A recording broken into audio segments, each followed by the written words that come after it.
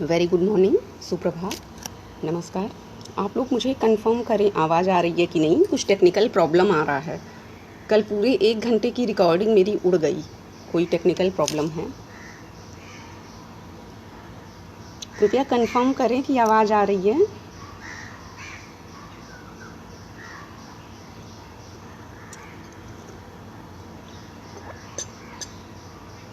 हम भारतीय काव्य शास्त्र के विहंगावलोकन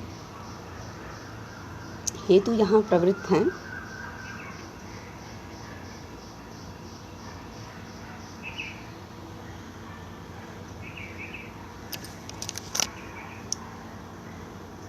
हमने पिछली क्लास में काव्य शास्त्र पढ़ा है। आज भारतीय काव्य शास्त्र का एक समग्र अवलोकन करने का प्रयास रहेगा। अगर मेरी आवाज़ आ रही है तो प्लीज़ कंफर्म करें।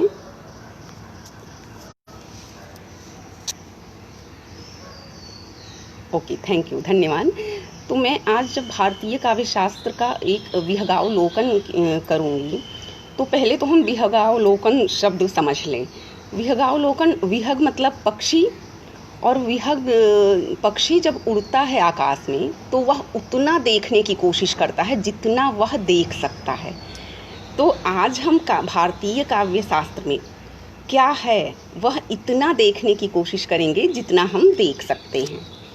तो ऐसे में जब भारतीय काव्य शास्त्र शब्द का प्रयोग होता है तो भारतीय काव्य शास्त्र से संस्कृत काव्य शास्त्र को ही हम लेते हैं, क्योंकि आधुनिक भारतीय भाषाओं में आचार्यों ने संस्कृत के ही मूल सिद्धांतों को स्वीकार किया है और थोड़ा बहुत परिवर्तन किया है, लेकिन आधुनिक आचार्यों ने कोई बहुत नवीन उद्भावना नहीं की है। ऐसे में भारतीय काव्य शास्त्र का मतलब संस्कृत काव्य शास्त्र।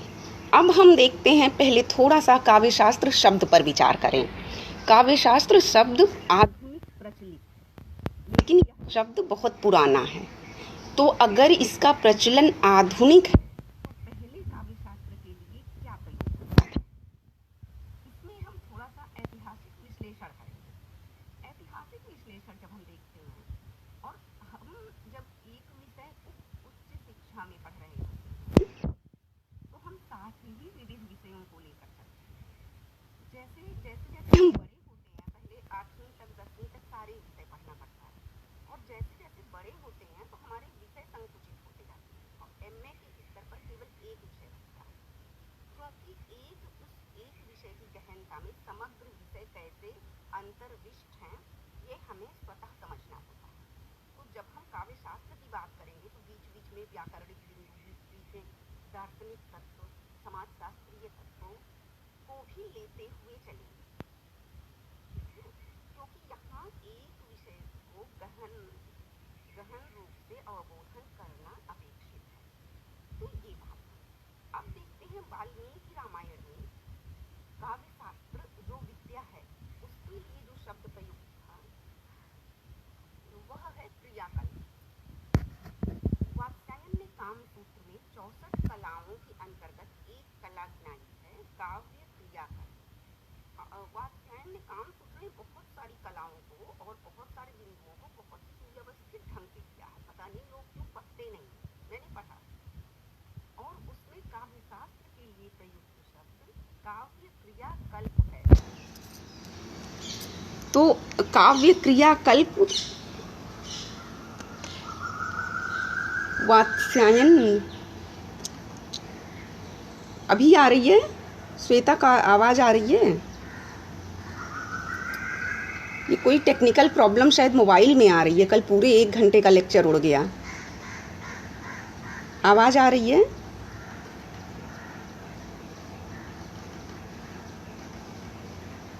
आवाज़ आ रही है? कोई कंफर्म करिए। अच्छा, ठीक है।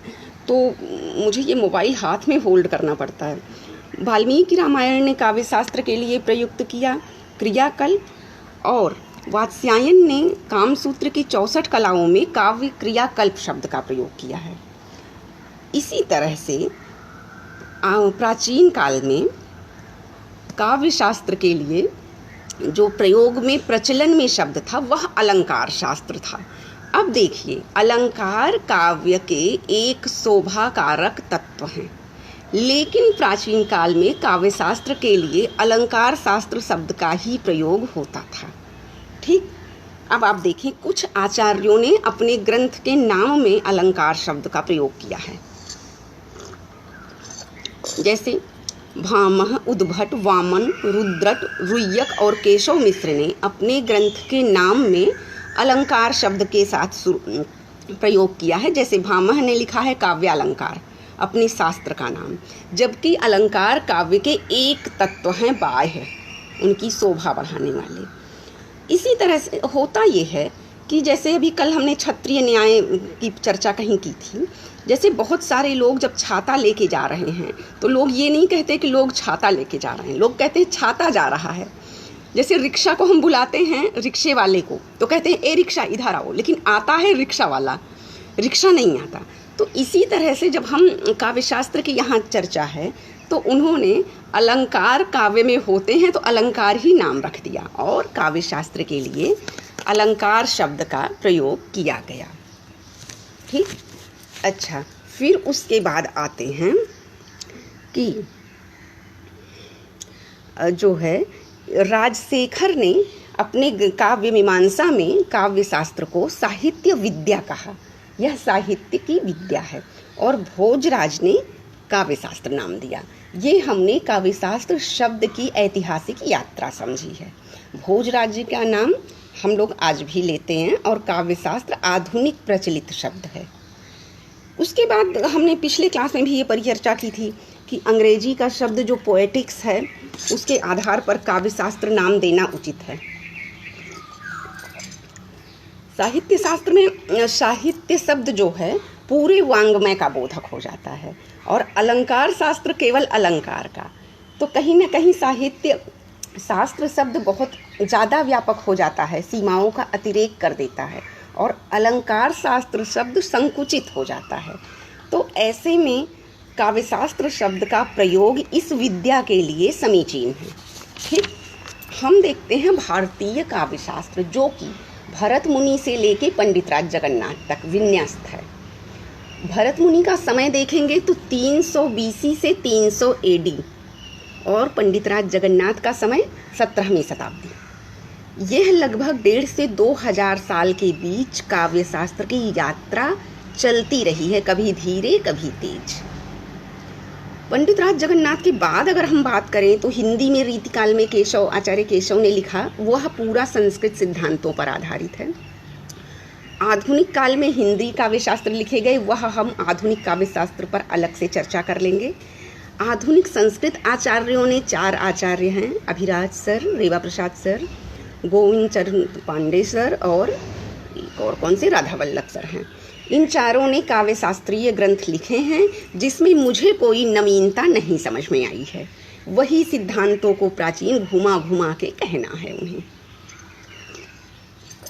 तो इस तरह से हम देखते हैं कि काव्य शास्त्र जो हम पढ़ेंगे वह भरत मुनि से लेकर पंडितराज तक का होगा। इसमें अगर हम स्थूल रूप में देखें तो 6 संप्रदाय हैं।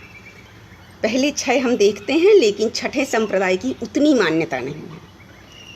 रस संप्रदाय, भरत मुनि रसवादी आचार्य हैं। अलंकार संप्रदाय, भामह अलंकारवादी हैं।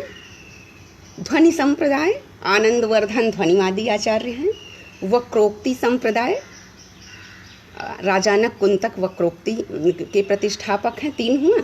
रीति संप्रदाय, आचार्य वामन रीतिवाद के हैं, प्रतिष्ठापना की थी, कितना हुआ 5। और औचित्य संप्रदाय, औचित्य संप्रदाय क्षेमेंद्र ने प्रतिष्ठापना की, लेकिन औचित्य की पृथक संप्रदाय के रूप में प्रतिष्ठा कम हुई और उसे विविध काव्य के तत्वों में ही अन्य तत्वों में आवश्यक बनाते हुए स्वीकार कर लिया गया, अंतर्भावित कर लिया गया। तो स्थूल 5 संप्रदाय मान सकते हैं 6 के साथ ही। अब हम जब इनको देखते हैं, और भी ये केवल 6 आचार्य नहीं, इन 6 संप्रदायों के अधीन बहुत सारे आचार्य हुए। तो जब हम इनकी चर्चा करते हैं तो इन संप्रदायों में क्या होता है कि तीन तरह के आचार्य मिलते हैं, तीन तरह के। पहले आचार्य आते हैं उद्भावक। उद्भावक में वे आचार्य हैं जिन्होंने कुछ मौलिक सिद्धांतों की प्रतिष्ठापना की है। दूसरे संग्रहकर्ता आचार्य, जो इन मौलिक आचार्यों के सिद्धांतों को परिपुष्ट करते हैं। और तीसरे आते हैं, इनकी दूसरे की मौलिक उद्भावनाएं नहीं होती, वे वही पहले वाले की मौलिक को परिपुष्ट करते हैं, थोड़ा सा विश्लेषण देते हुए। तीसरे आते हैं जो टीका टिप्पणी लिखते हैं, इन्हीं को समझने के लिए, मूल सिद्धांत को और अच्छे से समझने के लिए उस पर टीका लिखते हैं। और टीका टिप्पणी लिखने वाले दो ऐसे आचार्य हैं, टीकाकार हैं, जिन्हें आचार्य की उपाधि मिली। आचार्य उन्हें कहते हैं जिनके अपने मौलिक सिद्धांत होते हैं, लेकिन उसमें भी हम देखते हैं कि विभाजन हो जाता है। और उनकी गुणवत्ता के आधार पर आचार्य अभिनव गुप्त और गोविंद ठक्कुर को आचार्य की उपाधि मिली, जबकि ये लोग ओरिजिनली टीकाकार हैं, ग्रंथ को समझने के लिए कमेंट्री लिखते हैं। ठीक है, अगर मेरी बात ना समझ में आ रही हो तो पूछें आप कृपया। तो इस तरह से हमने तीन कैटेगरी देखी है काव्य शास्त्र की। अब हम क्रम से शुरू करते हैं आचार्य भरत मुनि से। इसी में एक अलग ब्रांच हो जाता है नाट्य शास्त्र। नाट्य विधान के अलग अलग ग्रंथ, जैसे 10 रूपकार हैं, नंदिकेश्वर हैं, अभिनय दर्पण, उनकी अलग परंपरा चलती है। सुंदर मिश्र तक की अलग अलग परंपरा है। लेकिन काव्य शास्त्री आचार्य विश्वनाथ ने अपने काव्यशास्त्र के ग्रंथ के एक अध्याय में नाट्य शास्त्रीय तत्वों का विवेचन किया और नायक नायिका प्रकरण भी रखा। नायक नायिका प्रकरण कई आचार्य कहते हैं यह नाट्य शास्त्र का विषय है। तो इस तरह से कहीं कुछ विषय अलग होने लगते हैं और कहीं कुछ विषय संग्रहित होते हैं। अच्छा, इसी क्रम में छंद काव्यशास्त्र का अपरिहार्य अंग है पद्य का, लेकिन छंद शास्त्र काव्य शास्त्र से इतर अपना स्वतंत्र अस्तित्व बनाए हुए है। ठीक है, अब हम इतनी सूचनाओं के बाद काव्य शास्त्र शब्द पर विवेचन किए और हमने आचार्यों के प्रकार पर उद्भावक, संग्रहकर्ता, टीकाकार, नाट्य विधानकार, छंद शास्त्रकार, इस तरह से अलग अलग विभाजन किए। कहीं कहीं एक ही आचार्य ने सारे सिद्धांतों को समेटा है। तो अब हम इसके बाद क्रम से चलेंगे। क्रम से चलेंगे। हुआ ये, कल मेरा एक वीडियो 1 घंटे का उड़ गया, तो अगर आज हम क्रम से चलते तो बहुत पुनरुक्तियाँ बहुत उबाऊ हो जाती। तो हमने कहा कि थोड़ा सा क्रम परिवर्तन कर देते हैं। जैसे सवेरे अगर आलू टमाटर बना है तो रात में टमाटर आलू कर दिया जाए, तो स्वाद तो वही रहेगा, लेकिन थोड़ा सा क्रम परिवर्तन हो जाने से थोड़ा सा मन अच्छा हो जाता है। तो इसी तरह से फिर हम देखते हैं कि भरत मुनि के नाट्यशास्त्र काव्यशास्त्रीय पहला ग्रंथ और पंडित राज जगन्नाथ का 17वीं शताब्दी का रस गंगाधर अंतिम ग्रंथ, इन दोनों के बीच की यात्रा को आज हम विहगावलोकन करेंगे। विहग की तरह पक्षी जितना उड़ता है, जितना कवर कर पाता है, उतना देखता है, जितनी आँख भर आकाश देखेंगे। इसी क्रम में एक शब्द हम अगर कहें कि हम एक सर्वेक्षण करेंगे, तो सर्वेक्षण जितना कर सकेंगे उसका ईक्षण देखने से होता है, सभी को देखने का प्रयास करेंगे। और सर्वेक्षण में शायद अदेंगुणः सूत्र लगा है पाणिनि व्याकरण का। जब हम पढ़ें तो समग्रता को लेते हुए चलें, क्योंकि हम उच्च शिक्षा में हैं, हमें स्वयं को मास्टर लेवल पर रखना होगा। मास्टर, जैसे प्राइमरी मास्टर सारे सब्जेक्ट पढ़ाता है, वैसे जब हम मास्टर कोर्स करते हैं तो ऑल सब्जेक्ट को एक ही विषय के अंतर्गत समझते हुए, प्रसंग प्राप्त समझते हुए आगे चलें। ठीक है, अब देखते हैं कि पंडित ये आचार्य भरत मुनि आदि आचार्य हैं और वे रसवाद के प्रतिष्ठापक हैं, जिसको रस सिद्धांत कहते हैं या रस संप्रदाय कहते हैं। यद्यपि नाट्य शास्त्र में नाट्योत्पत्ति का जिक्र है, नाटक की उत्पत्ति, नाटक का महत्व, नाटक का प्रयोजन, नाटक की उत्पत्ति कैसे कैसे क्रम से हुई, ऋग्वेद से पाठ लिया गया, सामवेद से गीत लिखा गया, आदि आदि आदि, इसमें कला शिल्प सब कुछ है, और तब ये पंचम वेद है। इसी क्रम में भरत मुनि ने एक सूत्र दिया, विभावानुभाव व्यभिचारी संयोगाद रस निष्पत्ति। रस की निष्पत्ति होती कैसे है, इसके लिए यह एक सूत्र दिया। इसी सूत्र के 4-5 व्याख्याकार आ गए, और इस एक सूत्र का पल्लवन लगभग 1000 साल, 800 साल तो हुआ ही हुआ। कहते हैं ना सूत्र शैली, सिर्फ एक वाक्य ऐसा बोलो जो दूर तक आवृत कर ले। तो यहाँ ज्ञान का एक ऐसा वाक्य है, रस की निष्पत्ति कैसे होती है। भरत मुनि का रस सूत्र, और वे रसवादी आचार्य माने गए, रस सिद्धांत के समर्थक, प्रतिष्ठापक और पोषक। तो ये भरत मुनि हो गए, जिनका समय 3वीं शताब्दी BC से 3वीं शताब्दी AD के बीच, लगभग 600 सालों के बीच दोलायमान है। अब हम आते हैं दूसरा अलंकार संप्रदाय। अलंकार संप्रदाय के 3 आचार्य हुए। एक आचार्य भामह, दंडी और उद्भट, 3 प्रमुख आचार्य। भामह अलंकार संप्रदाय की नींव डालते हैं, नवीन उद्भावना करते हैं। काव्य में अलंकार ही काव्य की आत्मा है, इस रूप में वे सिद्धांत रखते हैं, और दंडी और उद्भट उनके सिद्धांतों को पोषण देते हैं, परिपुष्ट करते हैं, दृढ़ता देते हैं। अब आचार्य भामह संभवतः 6वीं-7वीं शताब्दी के बीच के हैं। 6वीं-7वीं शताब्दी के बीच में आचार्य भामह लिखते हैं काव्यालंकार नाम का ग्रंथ। काव्यालंकार उनके ग्रंथ का नाम है। उनके सिद्धांत हम बाद में अलग अलग पढ़ेंगे, अभी सिर्फ सूचनाएं, सर्वेक्षण। तो और दंडी, इसने जो है आचार्य भामह ने सिद्धांत की प्रतिष्ठापना की, संप्रदाय की नींव रखी। दंडी और उद्भट ने उसे दृढ़ता दी। आचार्य दंडी के ग्रंथ का नाम काव्यादर्श है, मैंने पढ़ा है, बहुत आनंदप्रदायी है। और आचार्य उद्भट के ग्रंथ का नाम काव्यालंकार सार संग्रह है। अब देखिए, यहाँ आचार्य भामह उद्भावक हैं, आचार्य दंडी और उद्भट संग्रहकर्ता आचार्य हैं। अलंकार शास्त्र के प्रवर्तक के रूप में भामह स्वीकृत हैं।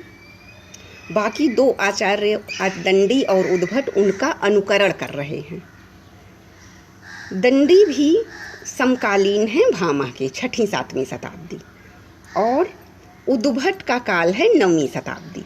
लेकिन भामह के सिद्धांत 6वीं-7वीं शताब्दी से लेकर 9वीं तक चले। 9वीं शताब्दी में काव्य के कई शास्त्रीय सिद्धांत सामने आए। जैसे 9वीं शताब्दी में आचार्य वामन आए और उन्होंने रीति संप्रदाय की संस्थापना की। यह रीति संप्रदाय आचार्य वामन की मौलिक उद्भावना है। तो आचार्य वामन ने जो उन्होंने रीति को काव्य की आत्मा के रूप में स्वीकार किया। यह सिद्धांत ज़्यादा परिपुष्ट नहीं हुआ, लेकिन स्वतंत्र अस्तित्व के रूप में सिद्धांत रूप में स्वीकृत हुआ है। आचार्य वामन जो कि रीतिवादी आचार्य हैं, रीति के प्रवर्तक हैं, उनके ग्रंथ का नाम काव्यालंकार सूत्रवृत्ति है। इसके बाद रुद्रट आते हैं, और आचार्य रुद्रट अत्यंत महत्वपूर्ण हैं, क्योंकि जब हम यहाँ पहुँचे, पहले रसवाद है भरत मुनि का, फिर अलंकार भामह का, और फिर वामन का रीतिवाद। यह अलंकार शास्त्र के जीवन का पूर्वार्ध है। इसके बाद उत्तरार्ध यात्रा में अलंकार काव्य शास्त्रियों ने सूक्ष्म विवेचन किया है। यह स्थूल विवेचन है और सूक्ष्म विवेचन इसके बाद है।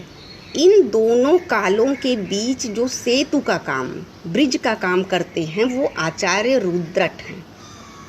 रुद्रट के समय से दो धाराएं दिखने लगती हैं कि बीच में रुद्रट हैं, एक तरफ भाम हैं, दंडी और उद्भट हैं, वामन हैं, दूसरी तरफ आचार्य आनंदवर्धन आ जाते हैं, कुंतक आ जाते हैं, क्षेमेंद्र आ जाते हैं और महिम भट्ट आ जाते हैं और भी आ जाते हैं। अभी मैं प्रसंग प्राप्त चर्चा करूंगी। अभी हम रुद्रट को देखते हैं।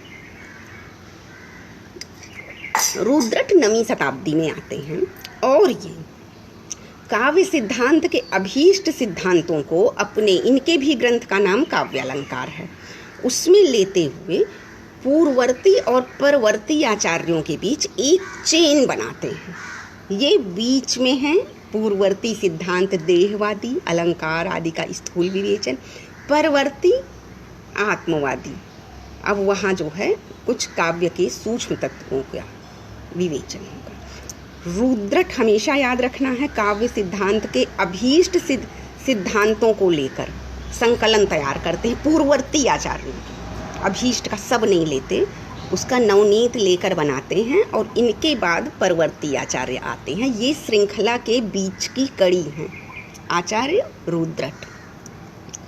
ठीक है, अब हम आते हैं 9वीं शताब्दी में आचार्य आनंदवर्धन, जो कि सबसे महत्वपूर्ण है और सबसे कठिन भी हैं। आनंदवर्धन के ग्रंथ ध्वन्यालोक को समझना बहुत कठिन है, कम से कम मेरे लिए बहुत कठिन है। दूसरी बात, आनंदवर्धन एक ऐसे आचार्य हैं जिनका 200 साल तक केवल विरोध हुआ है। तो जो जिसका विरोध हुआ हो, जिसके विरोध में ग्रंथ और सिद्धांत लिख दिए गए हैं, वह अत्यंत महत्वपूर्ण होता है और उसी में जान होती है। तो अभी हम आचार्य आनंदवर्धन को थोड़ा सा समझेंगे और इनको हम पृथक रूप से भी समझेंगे और इनके सिद्धांतों को तो 2-4-10 दिन में समझेंगे। यहाँ से आचार्य आनंदवर्धन ने काव्य के आंतरिक तत्व का विवेचन किया, ध्वनिवाद की प्रतिष्ठापना की कि काव्य के सभी शोभादायक क्रम ध्वनित होते हैं और काव्य के मूल में, आत्मा में ध्वनि ही है।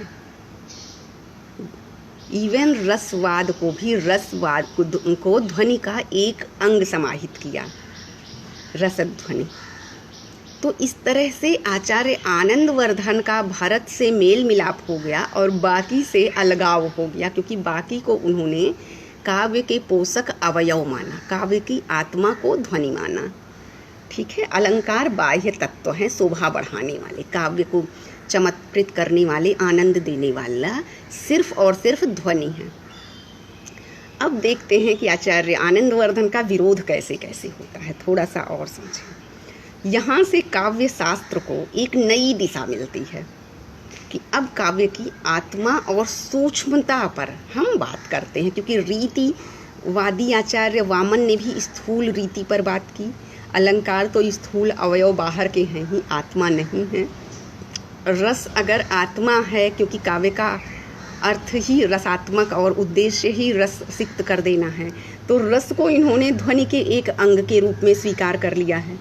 अब इस तरह से हम आनंदवर्धन का विरोध देखते हैं कि इन्होंने रस सिद्धांत, अलंकार सिद्धांत और रीति सिद्धांत, जो इनके पूर्व हैं और इनके बाद के 2 सिद्धांत हैं, वे सब बाह्य परक हैं। केवल और केवल रस सिद्धांत आंतरिक है और उसको इन्होंने रस ध्वनि में स्थान दे दिया। बाकी अब तक के सभी सिद्धांत बाह्य हैं और इन्होंने सारे सिद्धांतों को, अलंकार को अपनी जगह दी, रीति को अपनी जगह दी। काव्य के चारों ओर रीति का कहाँ स्थान है, अलंकार का कहाँ स्थान है, वक्रोक्तियाँ किस स्तर तक महत्वपूर्ण हैं। तो इस तरह से एक और कोई सिद्धांत छूट रहा है और रस को ध्वनि का एक भेद मानकर ध्वनि को काव्य के केंद्र में रखा, मूल में रखा। इस तरह से इन्होंने सबको यथास्थान जगह दी है आनंदवर्धन ने, लेकिन हर सिद्धांत वाले को अपनी जगह स्वीकार्य नहीं होती और वह विरोध करने लगता है। तो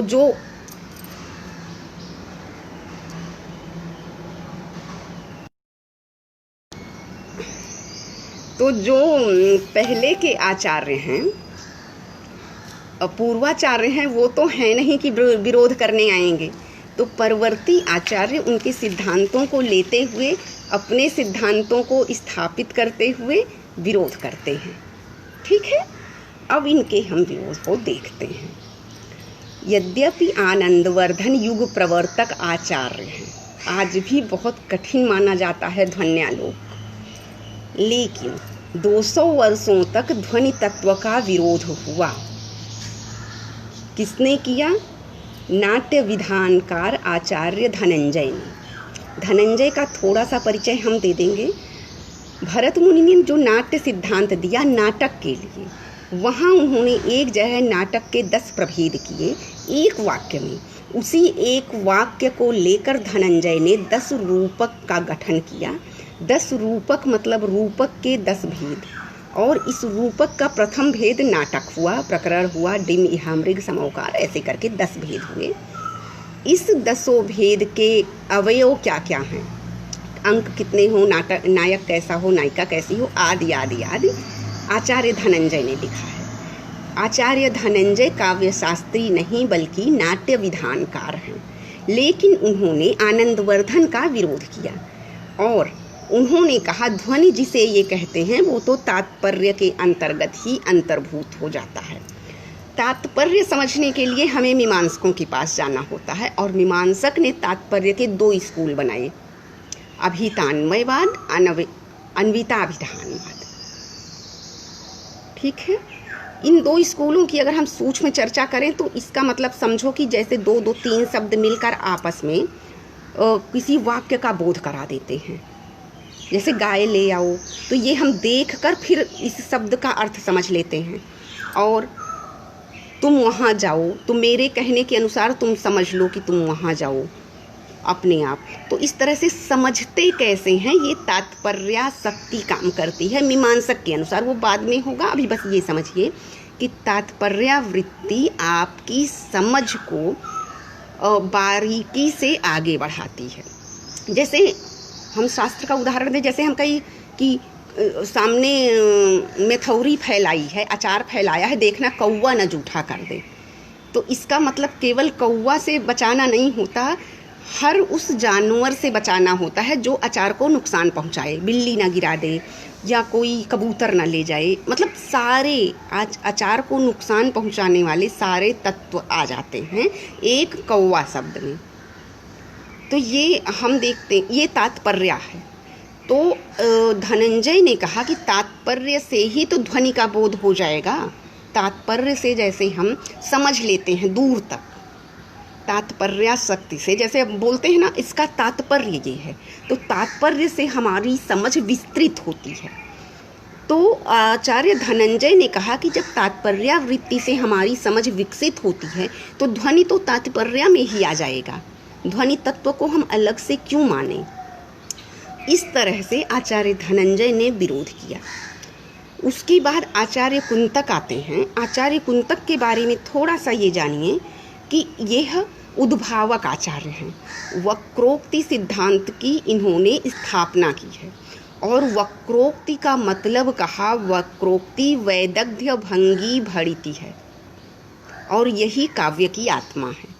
काव्य मतलब जब आपकी वचन विदग्धता, विशिष्ट रूप से आपका मन मस्तिष्क दग्ध हो जाए, मतलब परिपक्व हो जाए। जैसे कुम्हार आमा में बर्तन पकाता है मिट्टी का, तो उसी तरह से हमारा मन मस्तिष्क जब पक जाए, परिपक्व हो जाए, दग्ध हो जाए विशिष्ट रूप से। विशिष्ट रूप जब देखेंगे तो ज्ञान, अभ्यास, गुरु उपदेश सब आ जाएगा। उसके बाद जो हमारी काव्यात्मक अभिव्यक्ति है वह वक्रोक्ति होगी।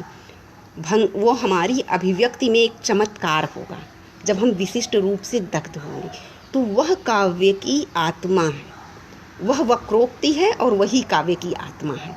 कुछ भी लिख देना, कह देना कविता नहीं है। ये आचार्य कुंतक ने कहा और आनंदवर्धन के ध्वनि सिद्धांत का विरोध कर दिया कि उनका ध्वनि तो हमारी वक्रोक्ति में ही समाहित हो जाता है, जो विशिष्ट रूप से दग्ध भंगी भरी है।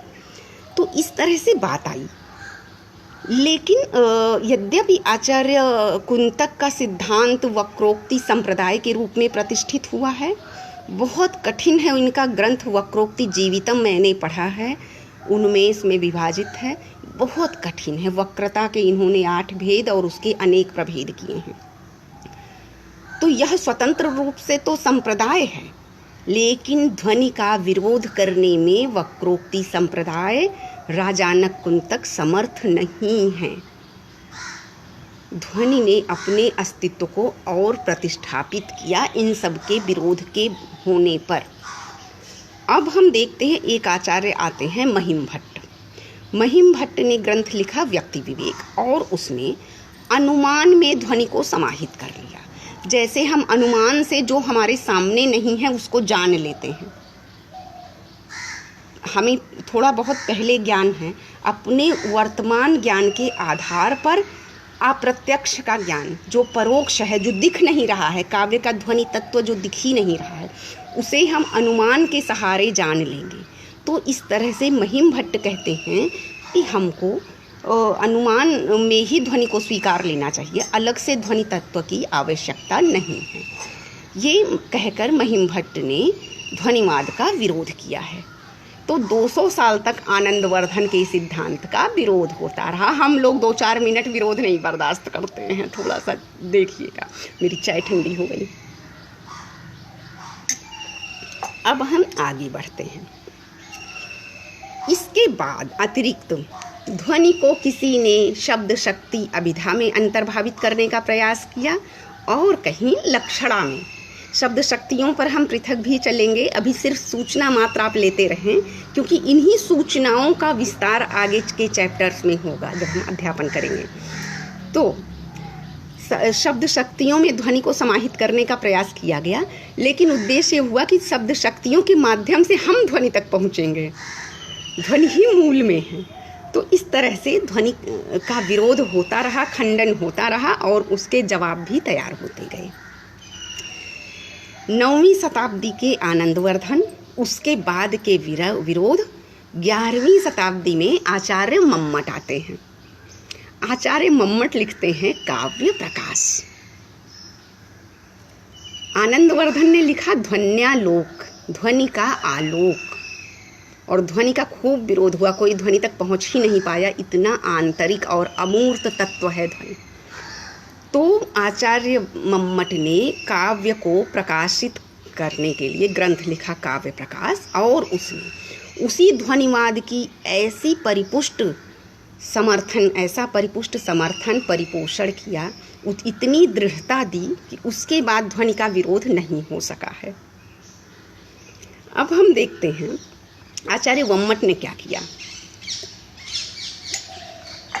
आचार्य मम्मट ने ध्वनि विरोधियों का खंडन किया, केवल गाल बजा के नहीं, 10 उल्लास में काव्य प्रकाश लिखकर ध्वनि विरोधियों का खंडन किया और ध्वनि सिद्धांत की पुनर्स्थापना, पुनर्प्रतिष्ठापना की है। ध्वनि के प्रभेद किए, ध्वनि तत्व को खूब विश्लेषित किया, व्यंजनाओं को विस्तार दिया है, बहुत कुछ किया है। इवन जो है प्रायसो अर्थानाम लिखकर बताए कि अभिधार्थ काव्य की भी व्यंजना होती है। वो हम मम्मट को अलग से पढ़ेंगे, मम्मट से हमारा खास रिश्ता है। इसके बाद आचार्य आते हैं विश्वनाथ। विश्वनाथ आते हैं मम्मट का विरोध करने के लिए। आचार्य मम्मट ने लिखा काव्य प्रकाश। आप लोग शब्दों पर ध्यान दें, काव्य को प्रकाशित करने वाला काव्य प्रकाश। आचार्य विश्वनाथ ने लिख दिया साहित्य दर्पण। उनके प्रकाश को मेरे साहित्य का दर्पण परावर्तित कर देगा। यह विरोध होता था, दुश्मनी ऐसे निकाली जाती थी। आचार्य विश्वनाथ ने अपने लक्षण ग्रंथ साहित्य दर्पण में जो है काव्य शास्त्रीय तत्वों का भी विवेचन किया, साथ ही नायक नायिका भेद प्रकरण भी रखा, दक्षिणाधिनायक का भेद यहाँ है।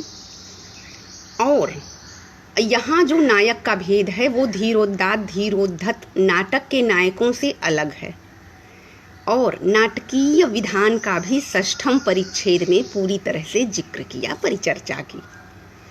इस तरह से साहित्य दर्पण एक तरफ आचार्य मम्मट के काव्य प्रकाश का विरोध कर रहा है, एक एक शब्द का विरोध किया है। काव्य लक्षण में आचार्य मम्मट ने लिखा तद अदोषौ शब्दार्थौ सगुणौ अनालंकृति पुनः क्वापि। इस एक एक शब्द का आचार्य विश्वनाथ ने विरोध किया है। एक पक्ष है ये। दूसरी तरफ साहित्य दर्पण ने समग्रता को समायोजित किया। नाट्य विधान भी, नायक नायिका भेद प्रकरण भी बहुत कुछ लिया है। ये आचार्य होते थे। आचार्य खाली एमए करके आचार्य की डिग्री नहीं मिलती किसी पारंपरिक संस्थान से, ठीक है। आचार्य होना मतलब समझना होगा हमें। तो इस तरह से साहित्य, लेकिन इन्होंने आचार्य विश्वनाथ ने मम्मट का विरोध तो किया उनके शब्दों का, लेकिन उनके तत्वों का नहीं किया। जिस आचार्य विश्वनाथ भी रसवादी आचार्य हैं, और रस को ध्वनि का एक भेद माना गया है, रसध्वनि। तो इस तरह से विरोध मम्मट का किया है, ध्वनि का नहीं। आचार्य विश्वनाथ ने मम्मट का विरोध किया है, ध्वनि का नहीं। उन्होंने रस को स्वीकारा, और रसध्वनि ध्वनि का एक प्रभेद है। तो इस तरह से यह भी सपोर्ट में आ जाते हैं। इसके बाद 17वीं शताब्दी के आचार्य पंडित राज जगन्नाथ आते हैं। पंडित राज ने लिखा वाक्यम रसात्मकम काव्यम। वो ऑलरेडी ध्वनिवादी ही हैं, विरोध का प्रश्न ही नहीं उठता। लेकिन पंडित राज की जो शैली है प्रस्तुतिकरण की, बहुत कठिन है, बहुत ही ज़्यादा कठिन है। उसमें आनंद में चैप्टर विभाजित हैं रसगंगाधर में, और बहुत क्लिष्ट हैं, हालत ख़राब हो जाती है समझने में। तो इस प्रकार हम देखते हैं भामह से लेके जगन्नाथ तक काव्य शास्त्रीय ग्रंथों की निर्माण यात्रा चली है। भारत का नाट्य शास्त्र नाट्य विधान का ग्रंथ है। नाट्य पंचम वेद है भारत, क्योंकि उसके विविध अवयव वेदों से लिए गए, संहिताओं से, ऋग्वेद से पाठ, सामवेद से गीत आदि। अब हम जब साहित्य की बात करेंगे तो साहित्य को भी अलग से पंचम वेद माना गया है। पंचम वेद का कॉन्सेप्ट बड़ा व्यापक है। जब साहित्य को पंचम वेद मानते हैं तो वहाँ आचार्य मम्मट के एक वाक्य को लेते हैं, कांता सम्मित उपदेश युजे। उपदेश क्या है? आप्तवचन। वेद क्या है? आप्तवचन। शब्द प्रमाण के निदर्शन है वेद। तो यहाँ उपदेश क्या है? साहित्य क्या है? कांता सम्मित उपदेश युजे साहित्य का प्रयोजन है, जहाँ वह बहुत ही सरसता और सहजता से उपदेश कराए, किसी ज्ञान का बोध करा दे। तो इस तरह से साहित्य भी पंचम वेद आ जाता है। नाटक पंचम वेद आया क्योंकि उसके चारों संहिताओं से नाटक के अवयव लेकर उनका नाट्यवेद का गठन हुआ। ब्रह्मा ने नाट्यवेद को गढ़ा। साहित्य क्यों है पंचम वेद? क्योंकि यह कांता सम्मित उपदेश युजे की अगर आप व्याख्या कर लेंगे बहुत व्यापक रूप से तो जवाब मिल जाएगा। अब हम देखते हैं कि नाट्य विधान के अलग अलग बहुत सारे ग्रंथ बने। भरत मुनि के बाद वो रसवादी आचार्य हैं। साहित्य शास्त्र में भी उनके सिद्धांतों का, प्रयोजन का जिक्र होता है। जब हम काव्य प्रयोजन की बात करते हैं तो सबसे पहले भरत मुनि का मत लेते हैं। लेकिन जब नाट्य शास्त्र के अलग ग्रंथ बनने लगे नाट्य विधान की, तब हम देखते हैं धनंजय का 10 रूपक, सागर नंदी का नाट्य लक्षण रत्नकोश, नंदिकेश्वर का अभिनय दर्पण, रामचंद्र गुरुचंद्र का नाट्य दर्पण, शारदा तनय का भाव प्रकाशन, सिंह भूपाल का रसारणव सुधाकर, आदि आदि आदि सुंदर मिश्र तक ये परंपरा समृद्ध है। तो इसकी सूची हम अलग से जो है पावर पॉइंट में बना के वीडियो अपलोड कर देंगे। उसके बाद हम देखते हैं कि जैसे नाट्य विधान के अलग ग्रंथ विश्वनाथ ने अपने ग्रंथ में नाट्य विधान का एक चैप्टर में जिक्र कर दिया। इस तरह से कहीं स्वतंत्र हैं और कहीं अनुस्यूत हैं। ठीक है, अब हम आते हैं आगे। नायक नायिका भेद प्रकरण का स्वतंत्र ग्रंथ एक मिलता है भानु मिश्र का रसमंजरी, नहीं तो नायक नायिका भेद नाट्य विधान के ग्रंथों में उपलब्ध होता है। और आचार्य विश्वनाथ ने भी नायक नायिका भेद प्रकरण अपने ग्रंथ साहित्य दर्पण में अलग अलग परिच्छेद में किया। इस तरह से फिर ये हो गए आचार्य। हम आगे बता चुके हैं उद्भावक आचार्य और संग्रहकर्ता आचार्य। अब हम देखते हैं उद्भावक आचार्य कौन कौन से हैं। आचार्य भरत, भामह, वामन, आनंदवर्धन, कुंतक, क्षेमेंद्र उद्भावक आचार्य हैं, काव्य शास्त्र के उद्भावक आचार्य हैं। उसके अलावा संग्रहकर्ता आचार्य, आचार्य रुद्रट, भोजराज, मम्मट, आचार्य विश्वनाथ, पंडित राज जगन्नाथ, ये संग्रहकर्ता आचार्य हैं, क्योंकि इन्होंने पूर्ववर्ती काव्य शास्त्रीय सिद्धांतों का स्वच्छ और व्यवस्थित संग्रह और विश्लेषण प्रस्तुत किया है। इसके अतिरिक्त जो आते हैं आचार्य, देखिए राजशेखर, अग्निपुराण में भी मिलता है काव्य शास्त्रीय तत्व, रुय्यक, जयदेव, हेमचंद्र, वाग्भट प्रथम, इन्होंने संग्रह ग्रंथों का निर्माण किया, लेकिन इनके ग्रंथों में मौलिक उद्भावनाएं बहुत ही कम हैं। उद्भावक, संग्रहकर्ता, नाट्य विधानकार आचार्य, ये तीन हो गए। अब हम देखते हैं कि व्याख्याकार और टीकाकार। इन शास्त्रीय ग्रंथों को सहज या आम जनता नहीं समझ पाती है, तो उसे कैप्सूल विटामिन की पिलाया जाता है। यह जो विटामिन का कैप्सूल है, जब आप सीधे खाद्य पदार्थ से दूध और पालक का साग खाकर आयरन कैल्शियम नहीं ले पाते हैं, आपने पालक का साग खाकर आयरन लेने की क्षमता नहीं है, एक गिलास दूध पीकर कैल्शियम लेने की क्षमता नहीं है, तब आपके लिए आयरन और कैल्शियम की टैबलेट दी जाती है, और ये होते हैं व्याख्या ग्रंथ, टीका ग्रंथ। ठीक है, अब इसमें कोई आम तोड़ रहा है, मेरा मन उसी में लगा है उधर, तो वो जो है ये हो गया। अब आते हैं कि इस विकास यात्रा में सबसे पहले भरत मुनि को हमने पढ़ा था, तो भरत मुनि के रस सूत्र की हम देखेंगे टीका। रस सूत्र की टीकाकार आते हैं भट्ट लोलट, संकुक, भट्ट तौत, भट्ट नायक और अभिनव। इसमें भट्ट लोलट, संकुक, भट्ट तौत और भट्ट नायक के ग्रंथ नहीं मिलते, लेकिन अन्य ग्रंथों में इनके सिद्धांत मिलते हैं। आचार्य अभिनव गुप्त का सिद्धांत मिलता है, और नाट्य शास्त्र पर इनकी टीका अभिनव भारती है, जिसकी भूमिका आचार्य नगेंद्र, जिसकी संपादित ग्रंथ आचार्य नगेंद्र की भूमिका के साथ मेरे पास उपलब्ध है और मैंने पढ़ा है अभिनव भारती। तो इन आचार्यों ने रस सूत्र की व्याख्या की। यही आचार्य बताते हैं कि रस निष्पत्ति होती है, उत्पत्तिवाद, रस निष्पत्ति के सिद्धांत में उत्पत्तिवाद, अनुमितिवाद, भुक्तिवाद, और अभिनव गुप्त कहते हैं अभिव्यक्तिवाद। तो इस तरह से सबके वाद का खंडन करते हुए अभिनव गुप्त का रस सूत्र विषयक अभिव्यक्तिवाद प्रतिष्ठित हुआ। रस सूत्र कौन सा था? विभावानुभाव व्यभिचारी संवाद व्यभिचारी संयोगाद रस निष्पत्ति। और इसी सूत्र की व्याख्या में इतने आचार्य हैं। इसी सूत्र की व्याख्या में 4 वाद हैं: उत्पत्तिवाद, अनुमितिवाद, भुक्तिवाद और अभिव्यक्तिवाद। 3 आरंभिक वाद का खंडन होकर अभिव्यक्तिवाद स्थापित हुआ है। ठीक है। अभिनव गुप्त ने एक टीका तो भरत मुनि के नाट्य शास्त्र पर लिखी, अभिनव भारती। दूसरी इन्होंने आनंदवर्धन के ग्रंथ ध्वन्यालोक पर लिखी लोचन टीका। आप शब्दों पर अवश्य ध्यान दें। ध्वन्यालोक, ध्वनि तत्व की प्रतिष्ठापना आनंदवर्धन ने की और उसके लिए ग्रंथ लिखा ध्वनि को आलोकित करने वाला ध्वन्यालोक। सब उस आलोक को नहीं देख पाते, सबकी पहुंच ध्वनि तत्व तक नहीं हुई, लोचन टीका लिखी, लोचन मतलब आँख, तो लोचन टीका लिखी आचार्य अभिनव गुप्त ने, और जो आपको ऐसी दृष्टि दी है जिससे आप ध्वनि के आलोक को देख सकें।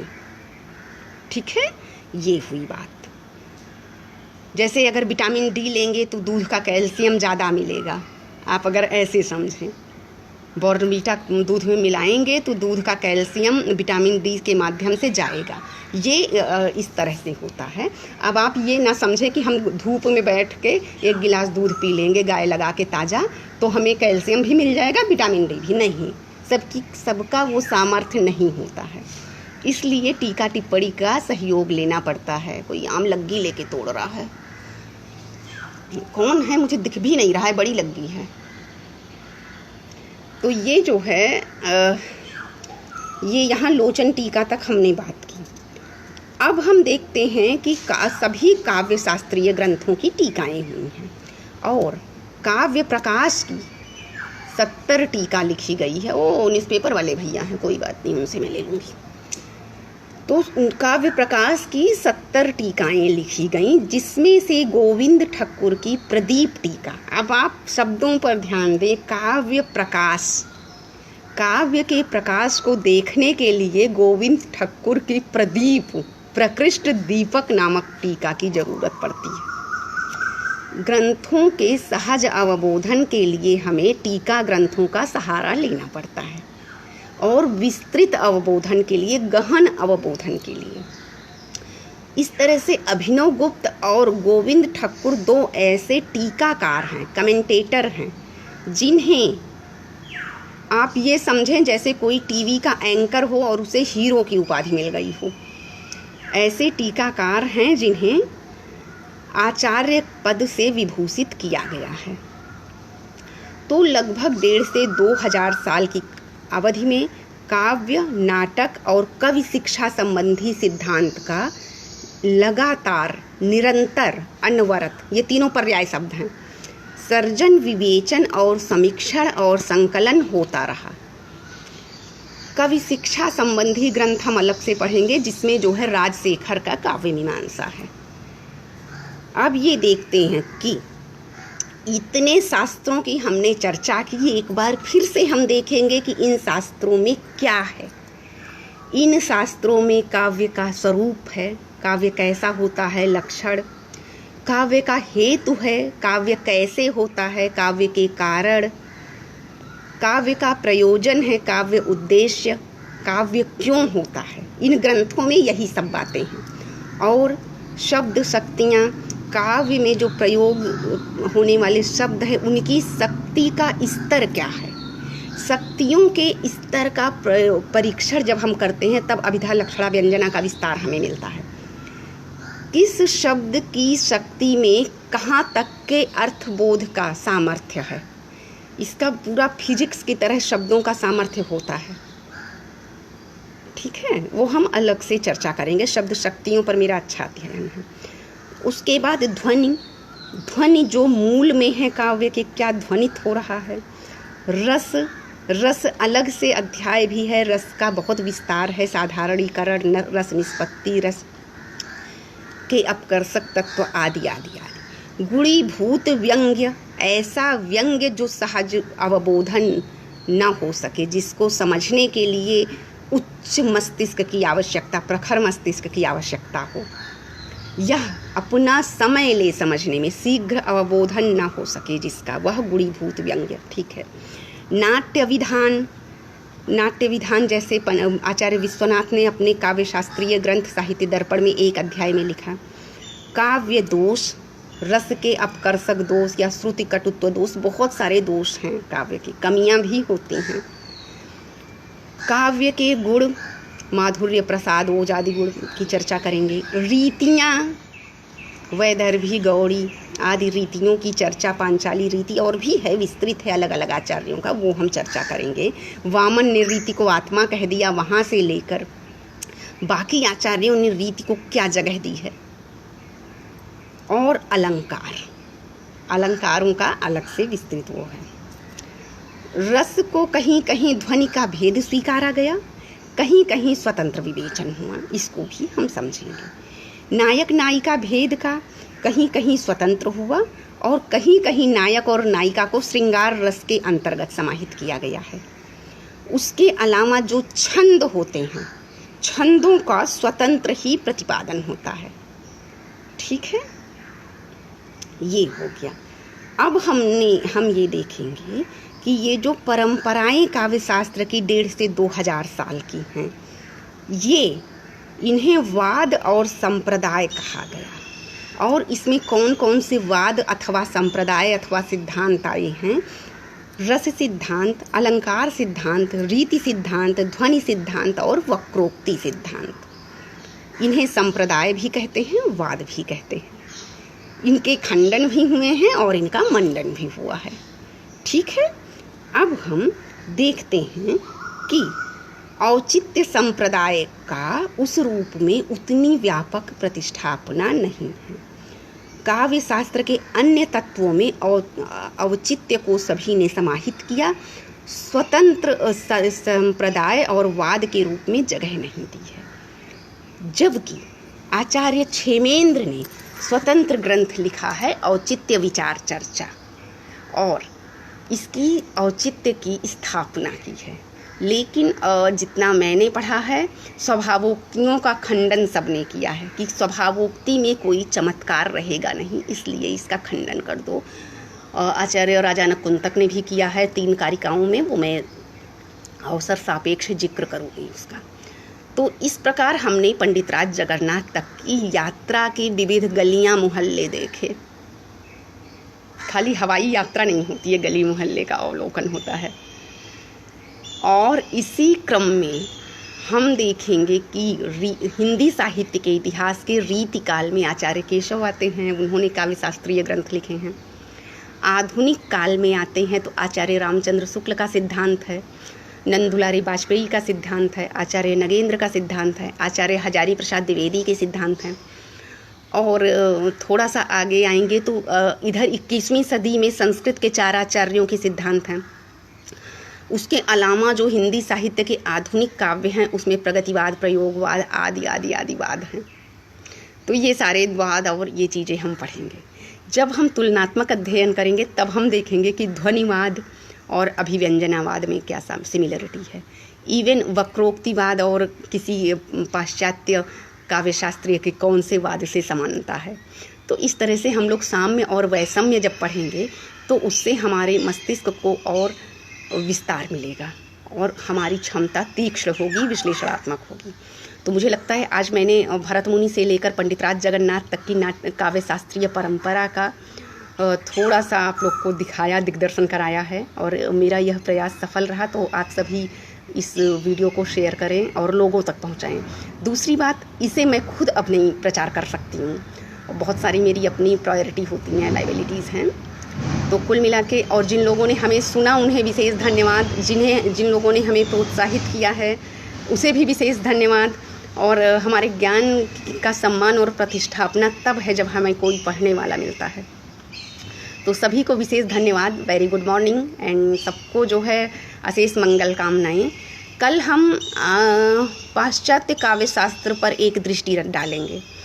पाश्चात्य काव्य शास्त्र पर पहले एक दृष्टि डाल लेंगे और फिर हम काव्य शास्त्रीय तत्वों का काव्य लक्षण प्रयोजन पर चलेंगे, या फिर हम वाद को लेकर चलते हैं। पहले हम जब लक्षण प्रयोजन बेसिक एलिमेंट्स पढ़ लेंगे तो हमें बाकी चीज़ें समझना, वाद को समझना थोड़ा आसान हो जाएगा। तो अवसर सापेक्ष काव्य लक्षण प्रयोजन में हम पाश्चात्य और भारतीय दोनों सिद्धांतों को समानांतर लेकर चलेंगे। और जब वाद पढ़ेंगे तो स्वतंत्रवाद पढ़ते हुए और बाद में उनका तुलनात्मक अध्ययन करेंगे। यहाँ अध्ययन का उद्देश्य काव्यशास्त्रीय तत्वों का विश्लेषण और उसके विस्तार के लिए तुलनात्मक विश्लेषण से हम अपने मस्तिष्क को गहनता देंगे और तुलनात्मक से हम अपनी समझ को और विस्तार देंगे। तो सबको नमस्कार, धन्यवाद, take care all of you.